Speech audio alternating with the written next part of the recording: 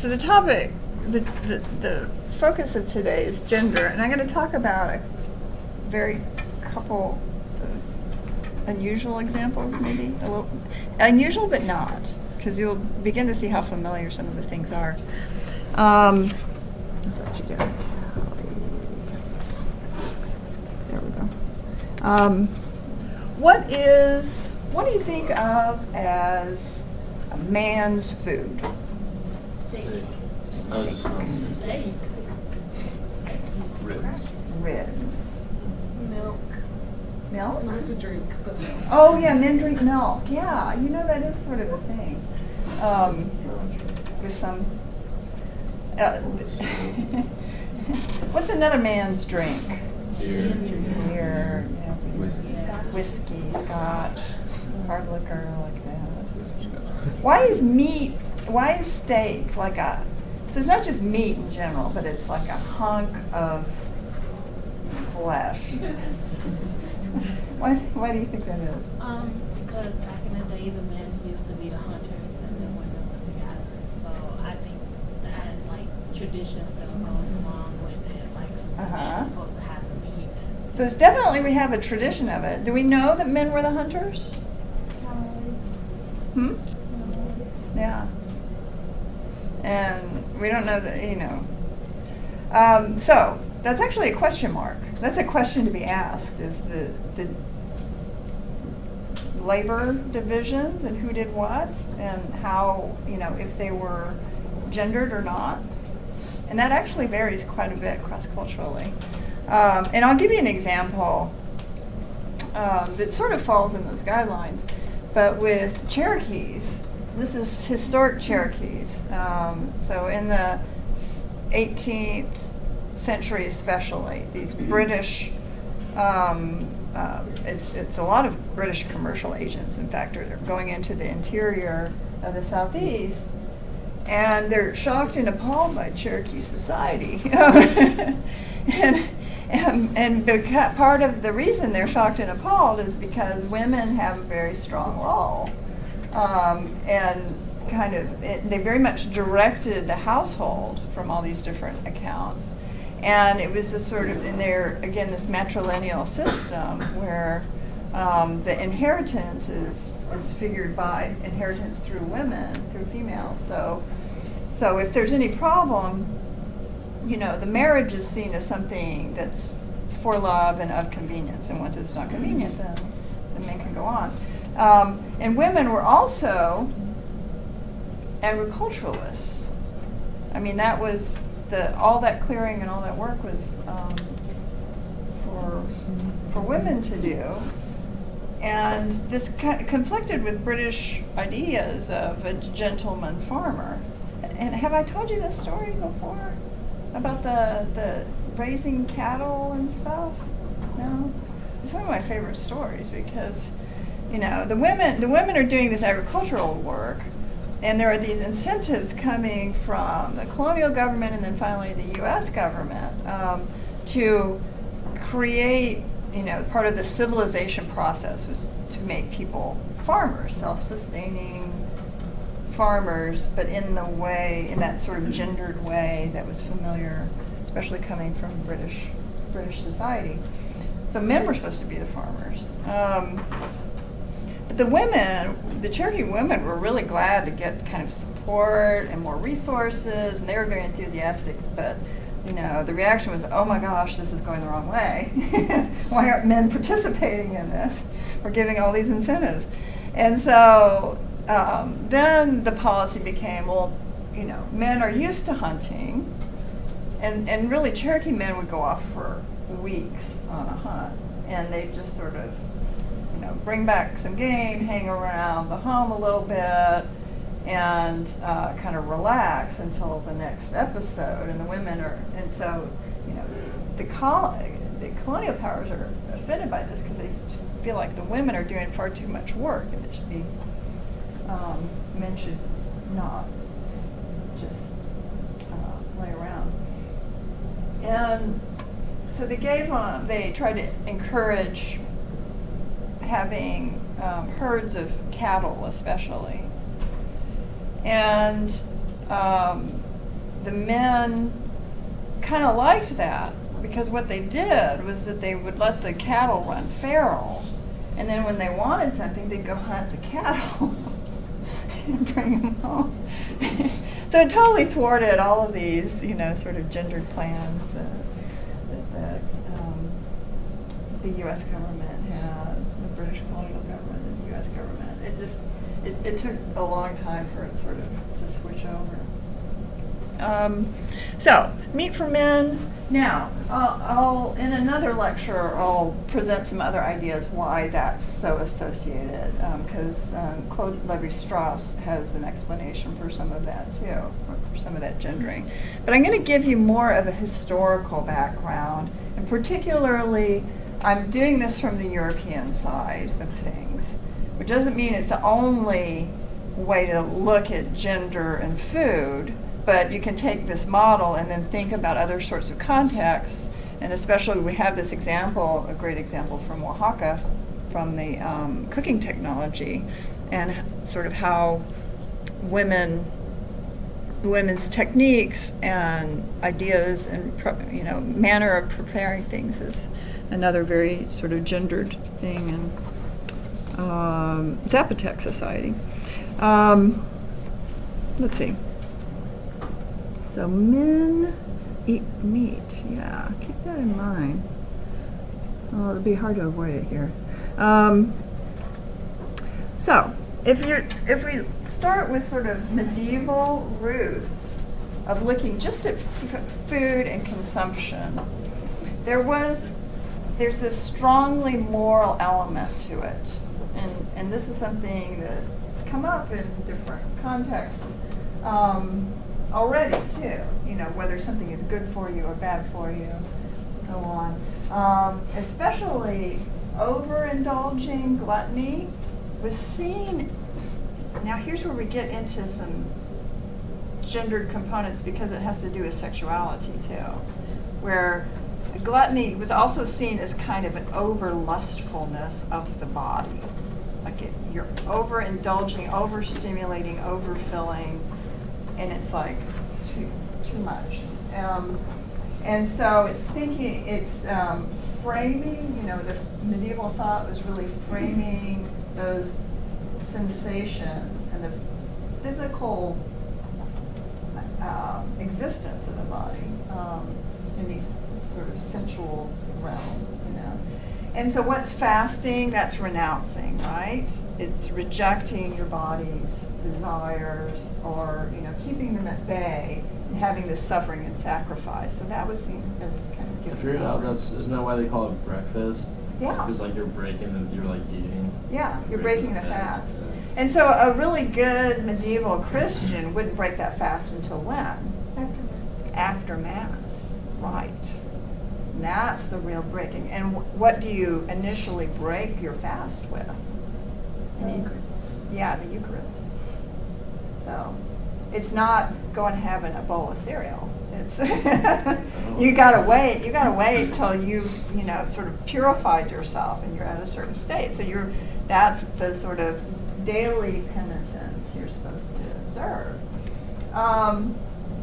Now, and looking at the relationship of medieval women and food, particularly, is this women's domain was to prepare and to serve, but the first consumers of the food are men. So it's sort of as an offering and to some degree in deference to men. And then there's some issues about the physical body, women's bodies as either being corrupt or sacred, and a lot of that has to do with. Have you heard of a humoral medical theory, like for medieval Europeans, that the body is this composed of what they call humors, and humors just mean liquids. And so you have these 4 different kinds of liquids. Yeah. Are you talking about the black and the Yeah, the black bile, Oh, yellow okay. phlegm, blood. Those were the humors, and you had to keep them in balance. And they each had their own characteristics, like they were associated with heat, or with cold, or with dampness, or with dryness. And so the whole goal was to keep things in balance. And it also meant that whatever climate you were in, whatever food you were consuming, the substances you were taking into your body, all had these humoral qualities. And so if you're in a hot, dry climate, you've got to somehow balance that with dry, wetter, cooler foods. I think a lot of these medieval ideas hang on. You know, what we think of, what do you think of as a cold weather food? Soup. Chili. Yeah, like these warm liquids that are, yeah. And Ice cream. yeah, exactly. Why not ice cream? I mean, we're inside, you know, heated buildings. It could be ice cream, it could be popsicles. But you know, there's this idea of balancing what we're experiencing with what we're consuming. And then there are these social responsibilities of women that come into play, and you'll see this all through this theme, and as you explore it too. What is one of particularly female medieval women are thought to be the guardians of the next generation, right? So it's to educate children, not just to feed them, but to educate them. And that it's almost this sort of oppositional forces as far as men are seen as the wild ones and women are the ones who are calm and solid. So you have those different forces at play. And then you think about just this issue of fasting and its experience, its relationship to morality. Well, you've got the actual experience of, you know, fasting whether you want to or not, just because of famines that were going on, sort of waves of different famines in the 13th and 14th century. So you could have maybe a more practical explanation of we've got all this going on, and let's recognize the sacrifice and you know, make sure that we see it as a divine sort of reward in a way, that you're getting a reward for the suffering that you're going through. And really, and there's this thing then that becomes with valuing fasting as a moral activity. Well, then if you're gluttonous, if you're overeating, well, the only people who can do that at certain points in time are the ones who are quite wealthy. And then also on the flip side, like at the very other end of the spectrum, the ability to give away food in times of famine is a mark of resources and wealth and privilege. And so there are some people, I can't think of Bynum's first name.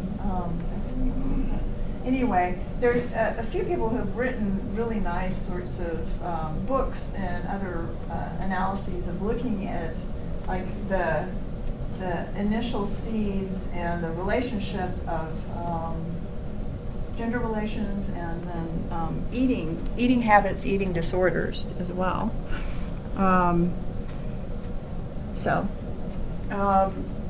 Okay, so other ways that you can connect food and morality for medieval Christians. We already talked about communion. What is the way for representing The flesh? body. Right. And it's not like pretend. I mean, the transubstantiation is making it flesh. So there is flesh eating that's going on, and by all participants in that religion. So that's the central ritual between the bread and the wine, the blood and the flesh. And then also this issue here, right? Another connection, gendered connection with food. What does Eve do? Gives it to her. Yeah, does she eat it? They both. Yeah, but who eats it first? She. She convinces him. Huh? Doesn't she convince him to bite it first? Apparently she ate. Well, so, and especially you think about, it's the serpent tempting her, right? But then it's that thing of the women preparing and serving up sin. You can serve up morality or you can serve up sin. But usually it's the both. And then this is an image of Kathryn of Siena. So this is a medieval saint. And you know, to become a saint, there have to be miracles that happen, and there are also all of these sorts of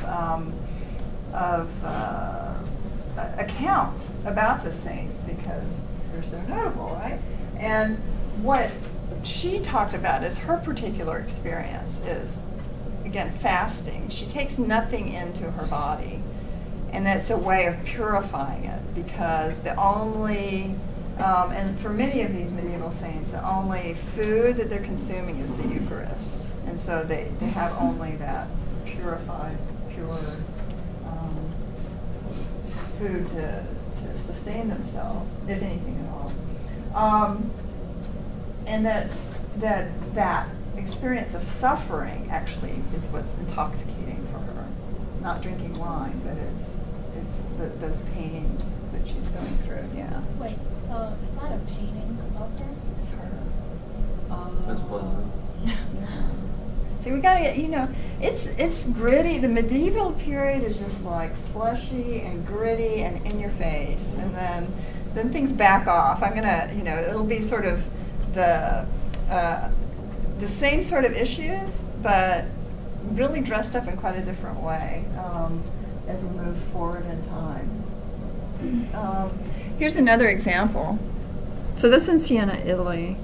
This Saint Lidwina, again, I think she's 14th century. And what she did, her miraculous events that elevated her into sainthood was that she had like her skin, like people would come to her and be healed basically. And what would heal them was, and again, it's this connection of women and the corporeal body versus men and more the spirits in this medieval Christianity. That she had, flakes of skin, and that effluvium, you know, the flaking skin was curative. The people would touch it or consume it, and that would cure terrible diseases. And also that her sores, and she spontaneously produced milk. It was kind of a nourishment for, you know, deathly ill people. Yeah. Wait, so they were eating her face? Yeah, basically. Not like taking big bites of it. Not like, you know. But eating flakes of Yeah. her face? What was wrong with her? Like, Yeah, medically? yeah. What was her face? She's a saint. I mean, Yeah. It's like that Austin Powers movie, Goldmember, where he's like eating, like, have you seen that? No. Oh my god. He like That was eats the- flakes of skin like off of himself. Oh yeah, wait, no, I have seen that. That's totally it though. Yeah. But it's that sort of thing. I mean, that's what the medieval accounts are. And for us, yeah, it seems really disgusting. But it's a different, so I'm trying to get you into a different idea about But the it body. really did heal them. Huh? It It really healed did them. heal them. Of like what? Of like, Like seriously? death, like a child was about to die. And, Because they was hungry. well, maybe so. The skin was. It's all sorts of things. Yeah. Oh. And so those are that was the miraculous. And then of course ever since she was declared a saint, you go and pray to her and healed. But it takes that sort of, here, again, this sort of medieval period, it's really that interacting with the flesh that's the key thing. And so these are women who have abstained from consuming anything else, and that their bodies are considered to be entirely converted into holy substances. And so whatever comes, no matter how disgusting it seems to us today, and it might have been to them at the time, sort of, though, again, they're a little more relaxed about some things about the body, but whatever fluids were seen to be holy.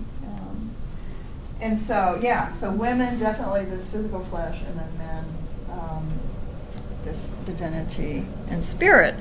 So, and then so we're going to leap forward a few hundred years.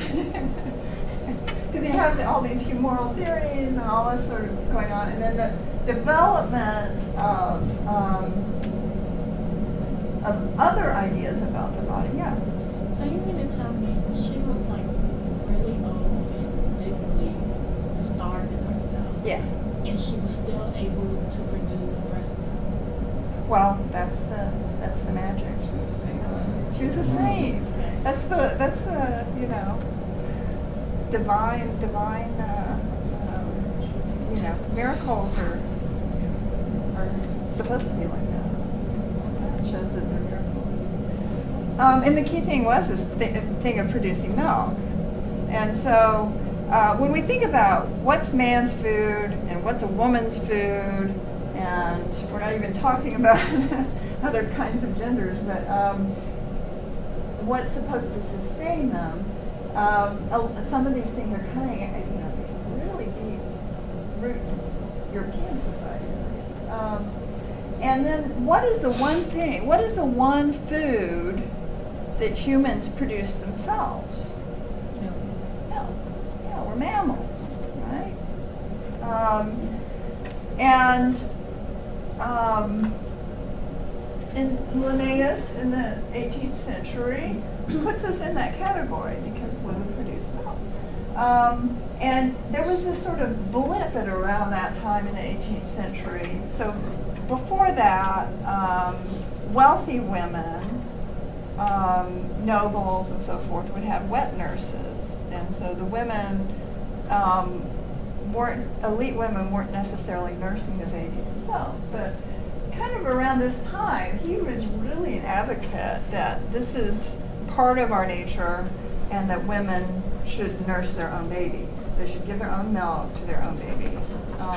And so it was fairly popular, but then there was a backlash fairly soon after, to the point where, again, these wealthy European women just, rejected it. Why reject something that we basically have evolved to do? Yeah. Well, one thing I know that breastfeeding is like tedious, really. Like the baby might bite you, or like just all types of stuff. So it could tie you down, Alec, and then Sexuality was seen.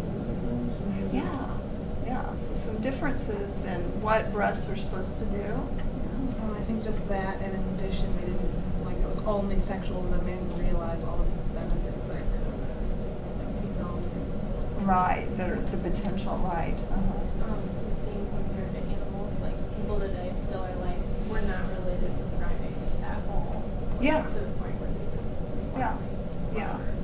And so you can see not only so that it's gendered in that sense, but also class related, and again thinking about this relationship of humans to every other thing around them, and it seemed too animal-like, which was part of the reaction against Linnaeus too.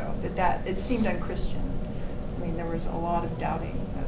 So when did baby formula come around? At that time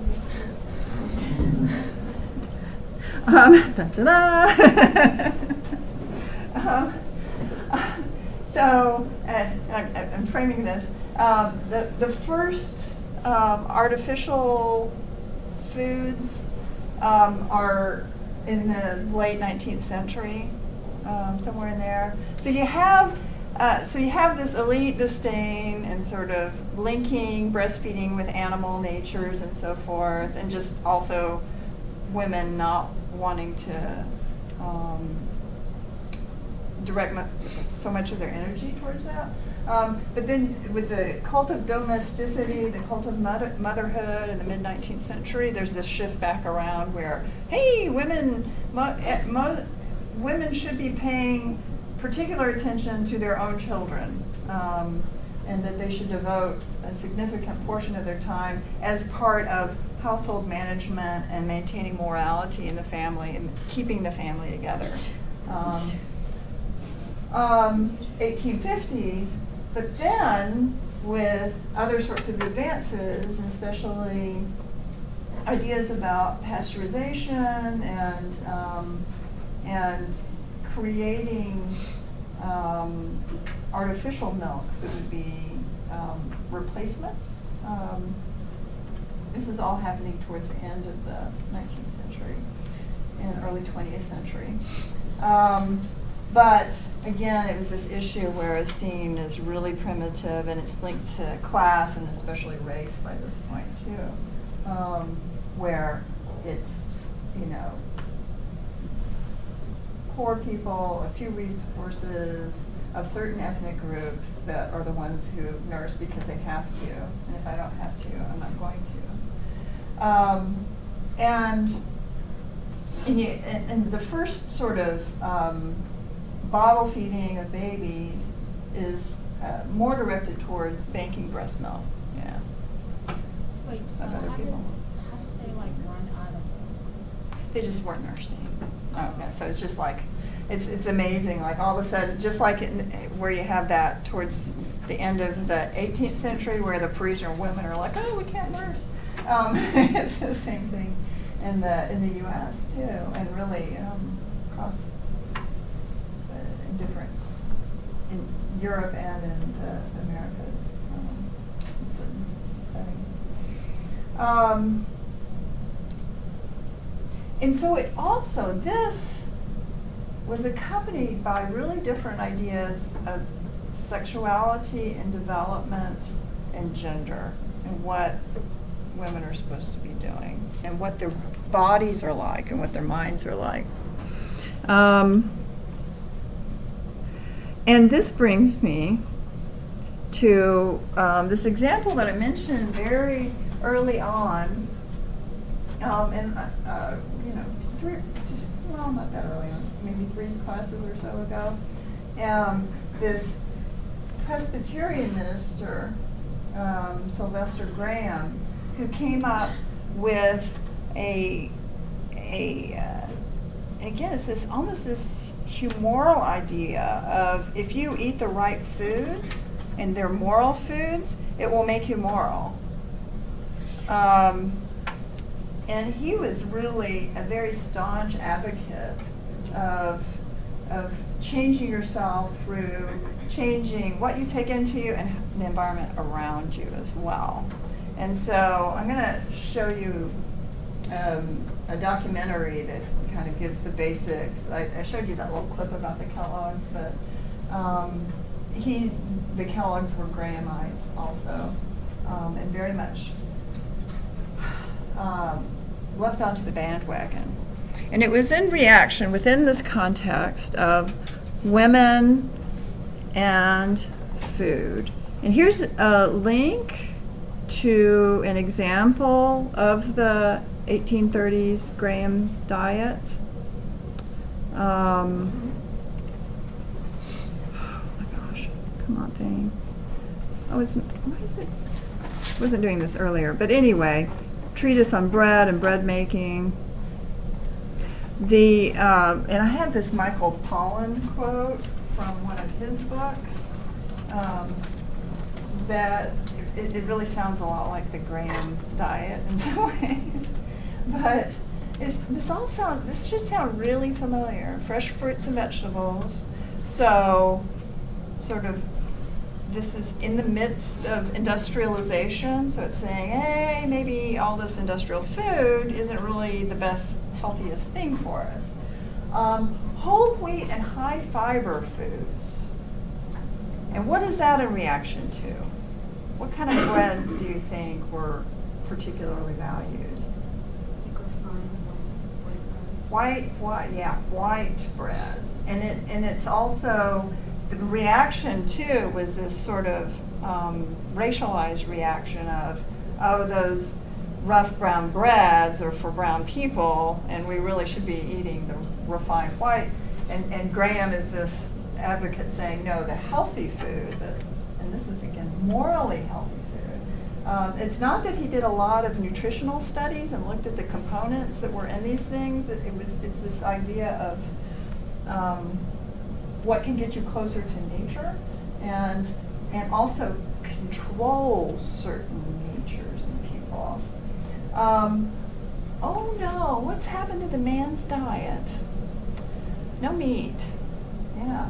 I must say, for having very little scientific backing, it seems fairly all right. Yeah. No, it's actually, it's a good diet, and it'll have certain effects. Maybe no. This diet right here? No meat. Yeah. That's fine. So So if you you can't have eat- milk, you can't eat not that. too much milk, In moderation. in moderation, a little bit. You need some protein. Yeah, that's what I was just about to say, like, that's Just like like healthy, no high-quality meat, meat you as know, well. for sure. Yeah, well, you get proteins from beans Nuts and and rice rice, yeah, and nuts that's true. and other things. Right, all the science. And so you can get enough. But you gotta have I couldn't spices, do it. otherwise it sounds miserable. Like, why the spices have to go? Flavoring. But remember our medieval penitence of rejecting certain urges. So like If it it's- should be bland. if it's and awesome, not it's good. evil. Right, exactly. And That tastes good. It's evil. Ah. It's evil, it's definitely. And I'll get it. How come And isn't it pleasure because was like a like bad brown thing? people use a lot of spices? Well, that too, yeah, I think so. You would have thought that maybe it was like, They were imported, so like, you couldn't get your spices from like your backyard too. So Right. closer to nature. So this is very much emphasizing that sort of local resources, local foods. Now, at the same time, Die for it. the reason to do it, like the main drive in the morality, this is Victorian America, Victorian England. What's rampant? You gotta get a lockdown on lust. Was he like secretly a pervert though? Because it's always those guys that say like Probably. that's true now. There's a research project there. So this goes in hand with temperance movement. So don't drink alcohol because that makes you go out of control and makes you, do things that you might not otherwise. It gets you aroused, right? And what do spices do? They stimulate your tongue. They get you all aroused. What does meat do? Well, meat was seen as like, because it's flesh, that was like, There's flesh on fruit. yeah, but it's, we call it flesh, but it's not like the protein Yeah, it's like it muscle comes of from an animal, animals. yeah. So all of that inspired, by taking that into your body, it made you think a different way. Like it made you think about these sensual things, how you enjoy that food, what you might want to do. And it caused, and they, the Grahamites, but also this is across, sort of Victorian medical practice. There was a lot of issues about sexuality. And remember, this is when Freud, is making certain kinds of insights. You said like this is like 1910. Well, actually, this is 1880s-ish, 1860s, 1880s. It's a high, so it's right around when Freud's writing too. And so there's ideas about linkages of body and mind and psychology. Yeah. I can understand like when it gets like when you get done eating some meat and making it a certain way. 'Cause Uh-huh. like after I get done eating a burger, I'll be like, man, that was good. Yeah. I'm in a good mood. You should be happy. Yeah, I can see that. Yeah. Exactly. But so it's sort of, so what things are not stimulating then, according to their classification scheme? Potatoes.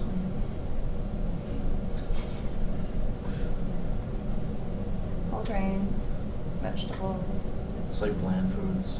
Yeah, definitely bland. And even salt and pepper, they were, you know, you had to limit it.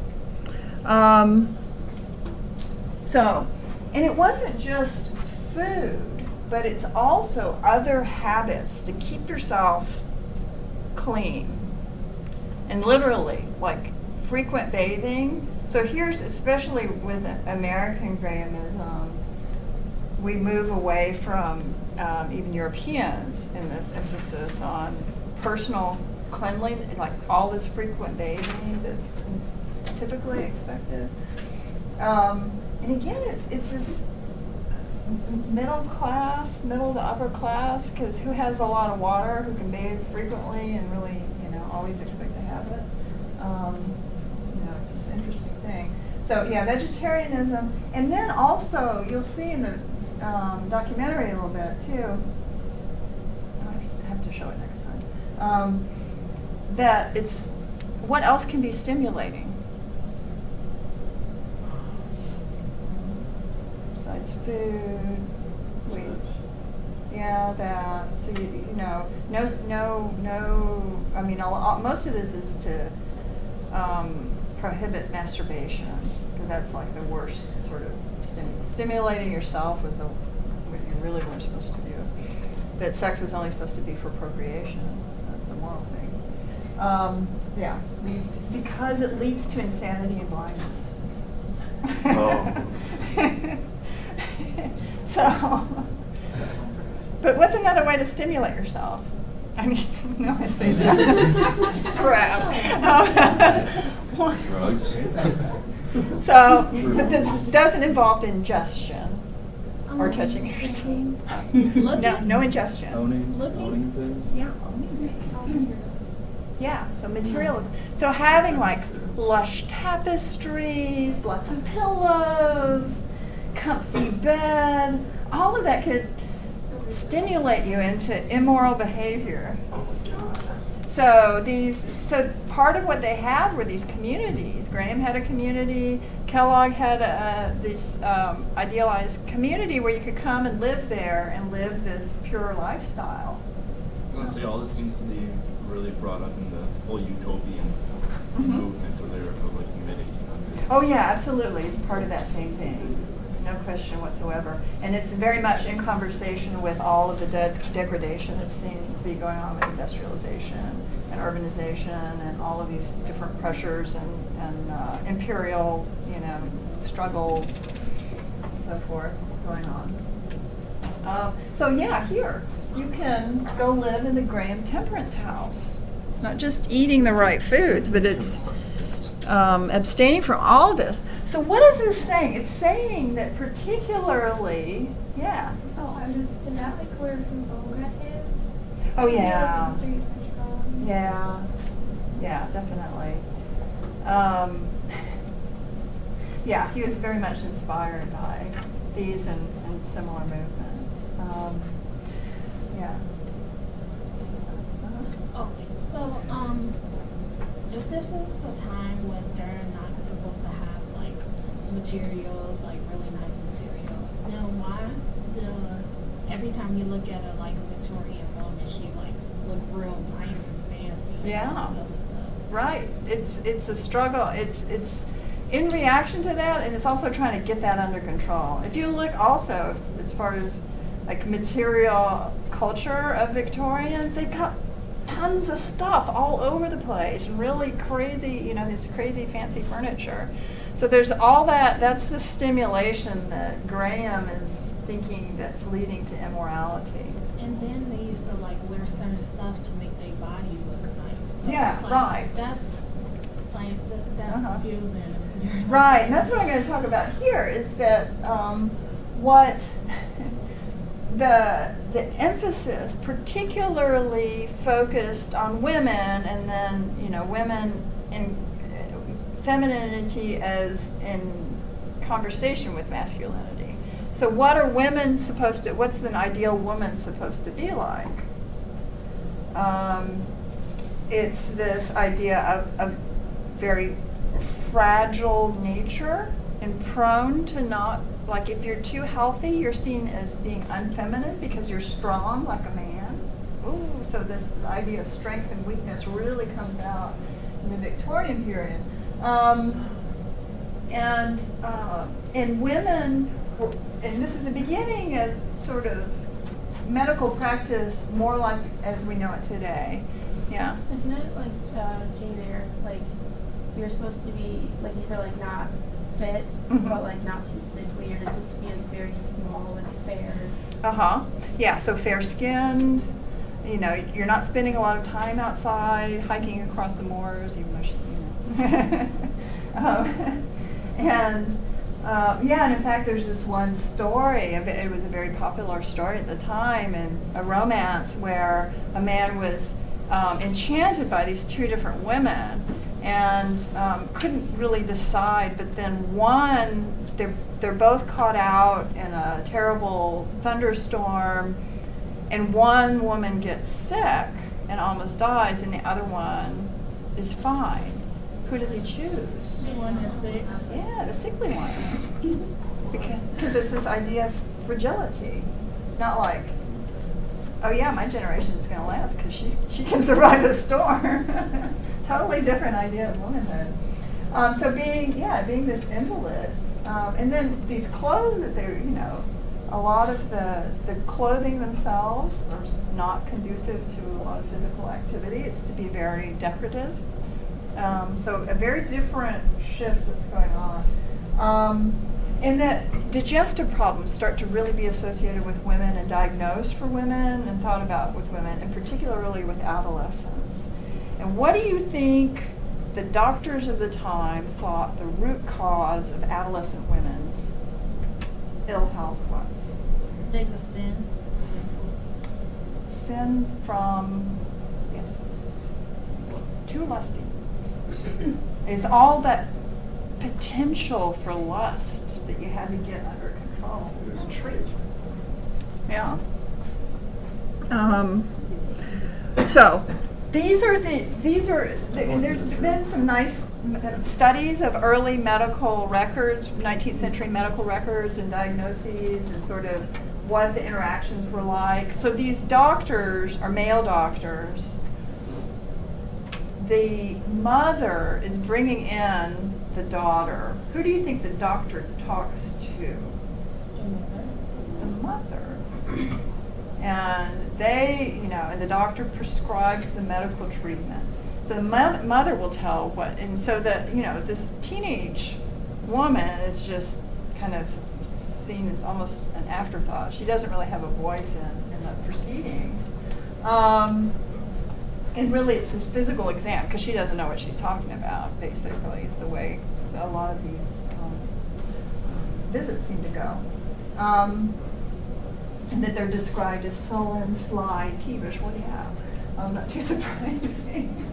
And then so it also replicates that concern for social hierarchy. And so you have this woman that they're concerned about because she's not eating enough. And what's the prescription? Don't eat. Eat. She's got to eat.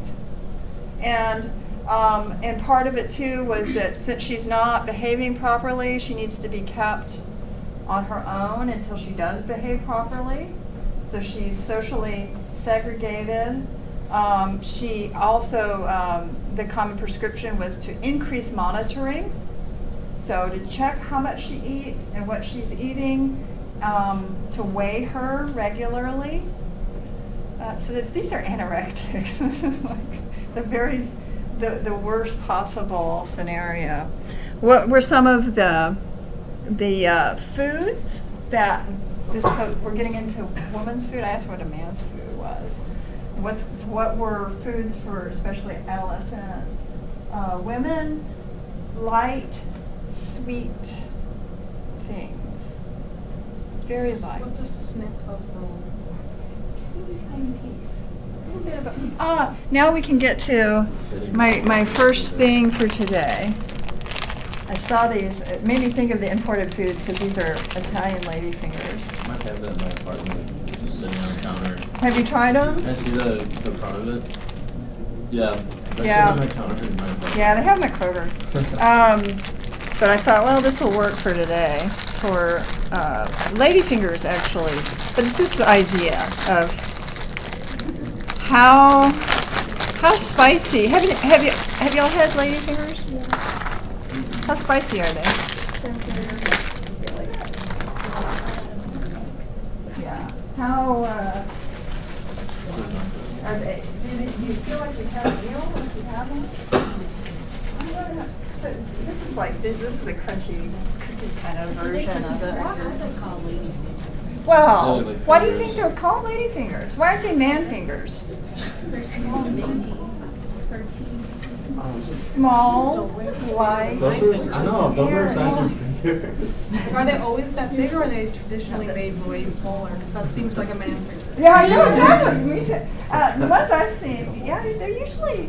I mean, like there's some pastries that you make. Ate them with their fingers. Yes, that's part Yeah, of like- it. And so there's this whole issue of like foods. A lot of these foods too are foods that are fairly easy to consume in public and in social settings. So like there are these great accounts like eating an orange or something that requires peeling and might be drippy. The woman would go off on her by herself and eat it and then come back. Peas, like peas are No wonder problematic. they're eating disorders. I know. It's like no way. What you got? And so this whole thing, eating all these light little teeny wrens. I'm serious, wrens. Like, do you know what a wren is? It's like a little teeny sparrow. So not a chicken leg, but like a wren's leg on toast. That's here, have your dinner. And that there are these accounts where what happens is that she should eat these, again, to be moral, these light, easy foods. And that still they'll go out of control. Like they'll eat a whole wedding cake if you don't watch them. So they're breaking them now or something? Yeah, how many do we have left? Okay, yeah, break them in half. How many do we? Who doesn't have one half? She breaks it in half. Yeah, anyone else want a half? Okay, real good. Oh, there's a full one right here. Okay, there's one full one. She needs one, right? Lady finger. Okay, so break it. It's like a vanilla wafer. Yeah. So what's the taste? Go ahead and eat it. Indulge yourself in your giant meal. Yeah, eating air. So think of those medieval women who are just like denying their corporeal existence. Very light foods. A common diagnosis in the 19th century of women was, and particularly adolescent women, was this chlorosis. And it was, and they'd be like this, this funny colored skin. It'd be described as green.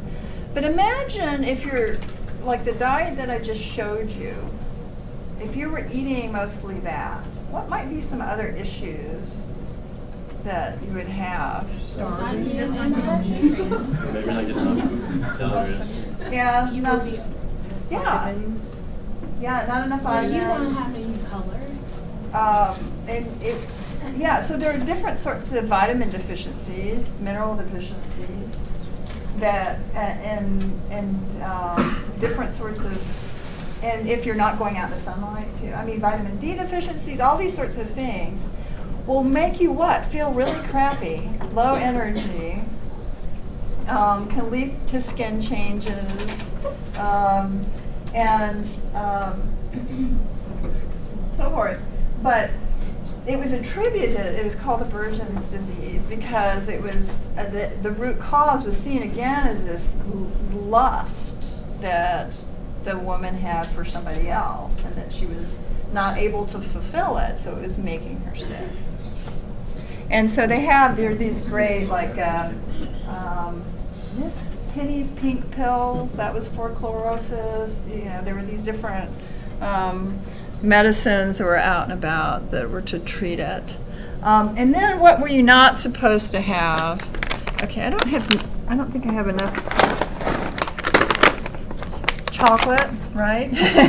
And so I got sort of fruit and chocolate mix because it's the fruitiness for women. Yeah. So, but you're not supposed to eat, it was too strong. Anyway, here, I'll let y'all wrestle with it. But take whichever you like.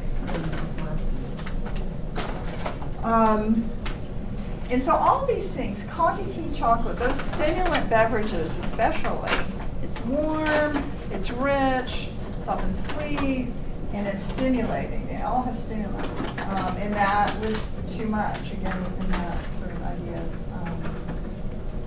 Grahamism, and that meat produced actually physically passion, insanity, and then eventually nymphomania. If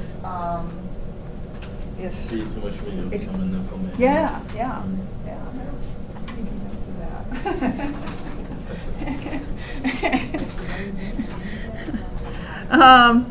Yeah. Is it all like associated with like the morality side of it? Or Absolutely. Is it also because, well, in Victorian England, wasn't there like a huge, like, there was very little meat to go around for a lot of time, so like, just like rationing, is that also part of it? Yeah, but I think you could see that as an economic push that makes it more likely. But if there was a different cultural environment that was valuing, meat was, everybody's got to have some protein, then there'd be a way to figure it out to distribute that equitably. So I think it's really this connection of women's bodies as being dangerous, and that meat was a catalyst to make things stronger. And so who needed the meat? The men could have the meat and it wouldn't matter. That they had like stomachs of iron, and they were kind of expected to be a little lustier and not have the control that women were expected to have. And so, it becomes this issue of, oh my gosh, she really inspired a lot. Queen Victoria. It shows this real division of the working class and the leisure class, people with enough resources. And that women were iconic of how that family was doing their place in that whole system, social system. So what I'll do, I guess we could watch at least the first part of this, and you can watch, I have the link in the resources, and you can watch the rest of it. But gosh, some chocolate would have done them good, huh? Yeah. A far more comical version of this, Drunk History did it. Oh, really? Yeah, it's pretty good. Yeah? It's a fun show. Yeah, I think it was like the first season or something like that. That picture that we seen was Queen Victoria. Yeah, She was big. Oh yeah, she's a big one. She was substantial, but she was the ruler of England. But wasn't she seen as like lustful or whatever?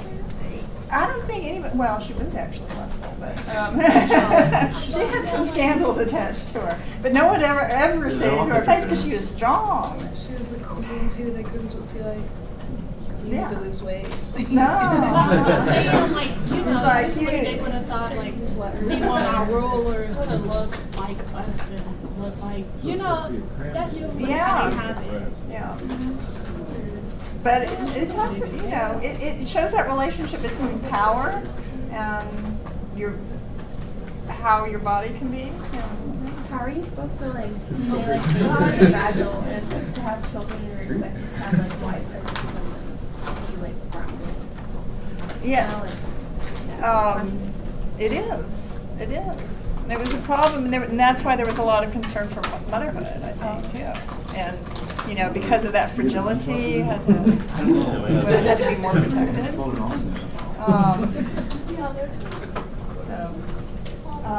So we'll watch some of this. I wanted to get that movie, but I couldn't find a way to stream it online that there was any subscription that I had. So Drunk History has a good version of this? Mm-hmm. Yeah. Oh, yeah, it's pretty good. Well, we'll have the old history version. Paper cups for 16 years. His commissions provided a nice lifestyle. No, why is this Ray Kroc? That's The next video button. You gotta go back. Ah, stop. That's wrong. Press the back button. No, not McDonald's, not yet. Work need to keep track of everything. Asana goes beyond project management to help you fill in the blank.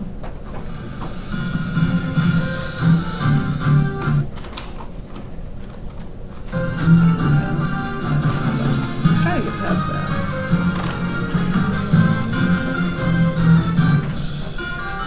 What is that? Hello, I'm Jack Perkins. Welcome to Biography here on A&E. Just about 100 years ago, two brothers from Michigan named Kellogg turned the American diet on its ear when they invented flaked cereal. By now, Kellogg is such a household name we take it for granted, but behind the name lies a fascinating story of two brothers as different as they could be. One an eccentric doctor, the other a sober businessman. It is also the story of their culinary brainchild, cornflakes, which, considering their success, might just as well have been flakes of gold. Good health, that was what America was after in a craze that swept the nation towards the end of the 19th century, when excess had defined the good life. And right at the center of all this moving and shaking was a funny little man in a white suit who convinced a lot of people to do some very strange things to firm up and live right. And in his quest for perfect health, he came up with the perfect food, a little flake of toasted corn. But that little flake would one day turn him against his brother forever and turn that brother into the world's cornflake king.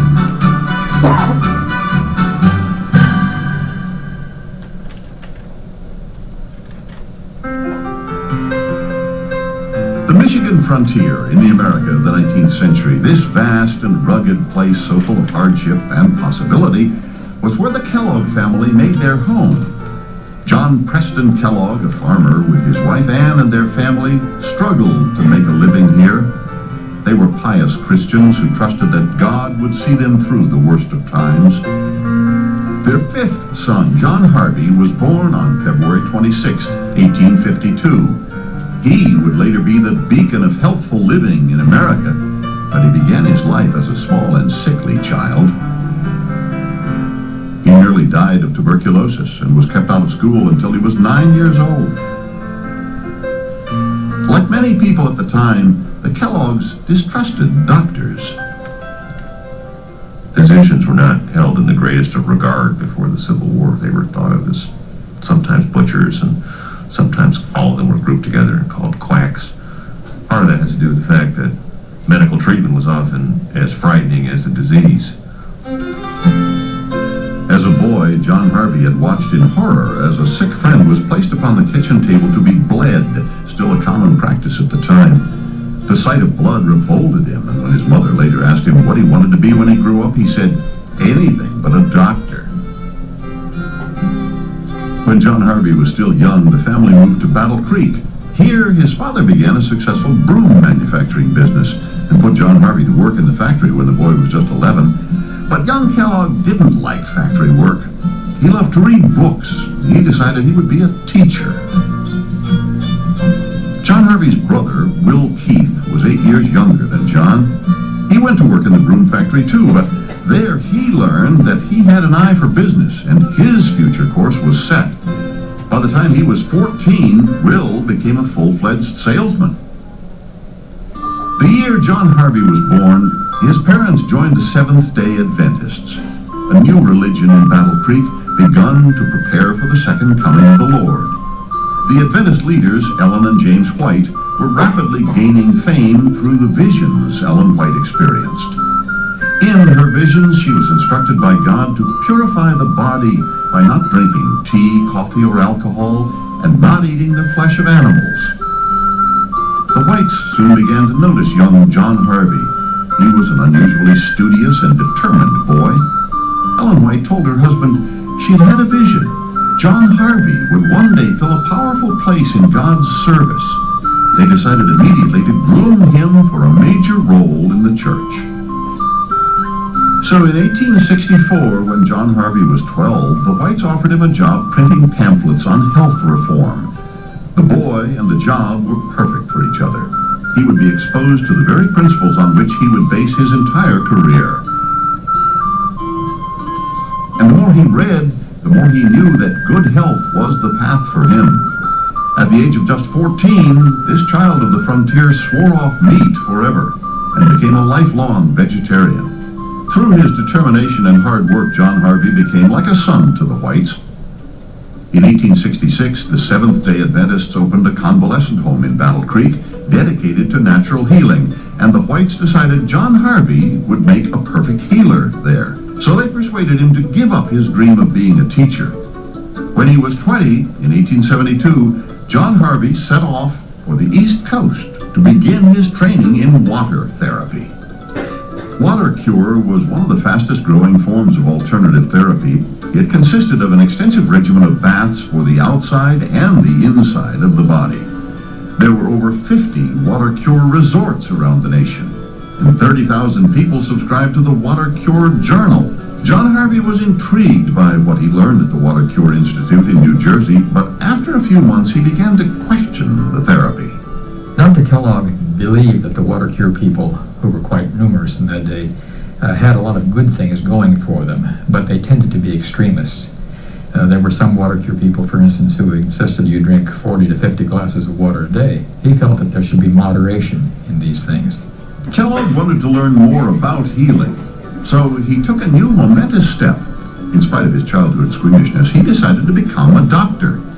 In the fall of 1874, with a loan of $1,000 from the Whites, he enrolled in Bellevue Hospital Medical School in New York. In less than 2 years, he had his medical degree. Most of the standards of medical education were pretty loose in the middle 19th century, and to become a physician, you basically interned and studied at a hospital. That's pretty much what Kellogg did. In the meantime, the Whites' convalescent home, the Western Health Reform Institute, had nearly failed. Desperate, the Whites called on the young doctor to come back to Battle Creek and rescue it. Now, equipped with his medical training, he took over its helm. But John Harvey had a very different idea about how the place should be run. First, he expanded the facilities and changed the name, calling it the Battle Creek Sanitarium. Then he hired a medically trained staff and began to limit the use of water therapy. More important, he began inventing his own treatments, combining orthodox medicine with radical new therapies. Kellogg now had the confidence to become far more than just the Whites' protege. Instead, he turned their religious doctrine into his own philosophy of good health, and he would use any means at his disposal, even exploiting Ellen White's visions to that end.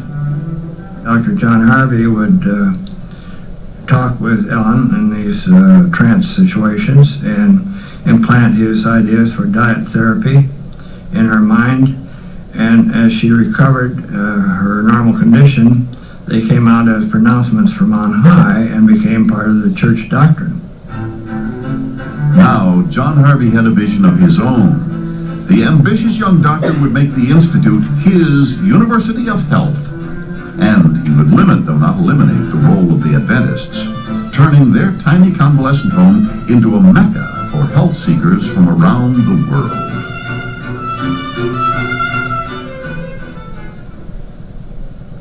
Biographies look at the Kellogg's will continue.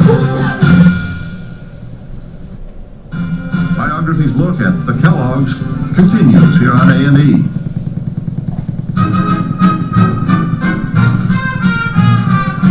In the decades following the Civil War, America was more than a little rough around the edges.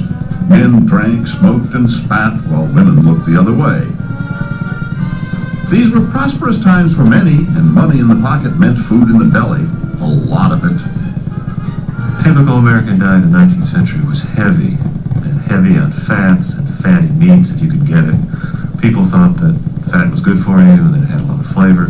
Americans not only ate a lot, they washed it down with plenty of drink, beer, stout, bourbon, and after, a nice fat cigar. The result, an epidemic of upset stomachs. To make matters worse, the horse and buggy era seems to have been a time of real stress. Across the continent, Americans began to complain of neurasthenia, a fancy name for nervousness, and dyspepsia, otherwise known as indigestion. And other Americans, the enterprising kind, were right there to supply bottle after bottle of dubious tonics, all of them guaranteed to cure what ailed you. Dr. John Harvey Kellogg believed the true cure could not be found in a bottle. Rather, people needed instruction in natural and healthful ways of living, and he was just the man to do it.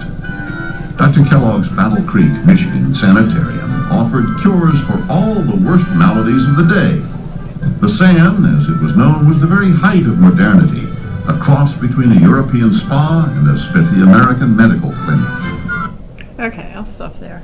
But you see how it was a complete idea of life. And then with the emergence of the temperance movement, that's also seen as women being very active in that and controlling men and controlling that sort of moral order and doing that by reining in excess. Anyway, we will continue with some of these themes, but you can think about how a lot of the guidelines and so forth have these roots that go back for hundreds, if not thousands of years in some ways.